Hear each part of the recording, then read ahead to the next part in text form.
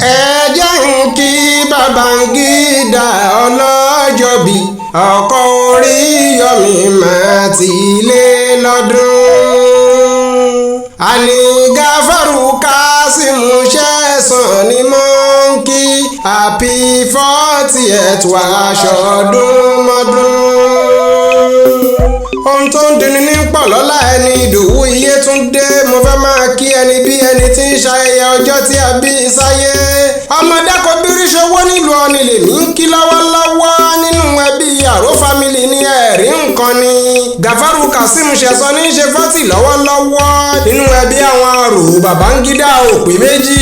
Ruby Jubilee rèé o. 40 ni Gáfárù Kásímù Ṣẹ̀san Babangida ń ṣe lọ́wọ́.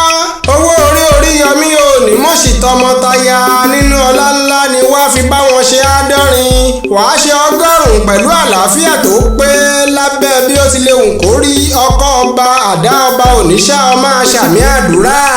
àwọn èèyàn ti ránṣẹ́ wá o pé kí n máa kí ọ ní kíkí ìtọ́mọ ọkọ.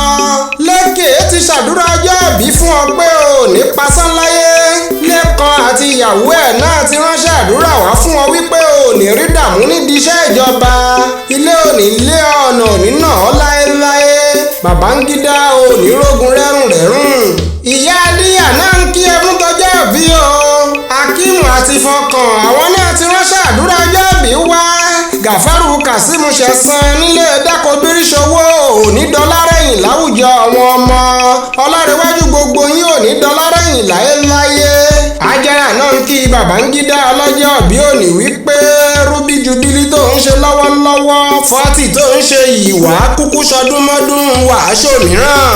wọ́n kì í o nítorí ìyàwó rẹ̀ àtàtà Oríyọ̀mí wọ́n kí Gáfárù Kásímù Ṣẹ̀san délédélé. Babangida jẹ́ kí orí ó máa wú ilé bàbá rẹ ni mò ń rè òjèrè. àwọn ọmọ dákọ̀bírí ṣòwò nílùú Ọ̀nì rè ó yá ní ìlú Ọ̀nì Babangida ilé rẹ gangan ni mò ń rè. àwọn ọmọ lára mọ́gbà àgbàsàrè o.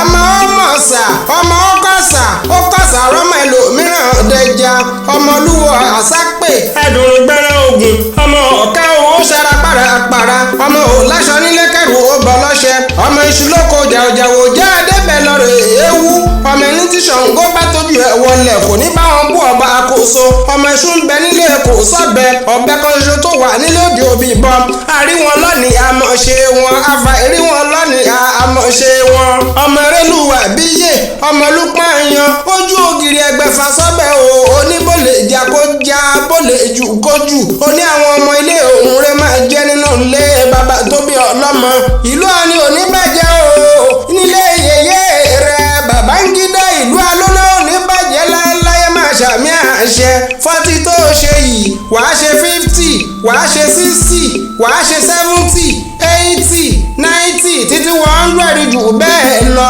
àwọn àbúrò rẹ àtàwọn ẹ̀gbọ́n rẹ Lékan ìyá Adíyà Akímù Fọkàn Àjàrà gbogbo wọn pátápátá ni wọ́n ń kí ẹ fún tọjọ́ bí òjèrè. Arówó ṣàdínì tí gbogbo ìlú Ọ̀nì náà ń kí ẹ o. Babangida o ẹ̀mí tó ṣe léyìí àṣemí tọmọ taya nínú ńláńlá pẹ̀lú ìdẹ̀ra ọkọ ọba àtàdá ọba kò ní ṣá ọ Babangida máa ṣàmì àṣẹ o. ẹ wo a kì í ṣe mọ̀ bí wọ́n bá bí yín lérè wípé ta ló kọrin ewì sí yín létí ẹ bá mi máa sọ fún wọn wípé Ìdòwú iye ni Ìjẹ̀bú wọ́tọ̀ sáìdì lèmi búburú ti wá ọmọ Ìwòkun Àjídàgan lèmi Ìdòwú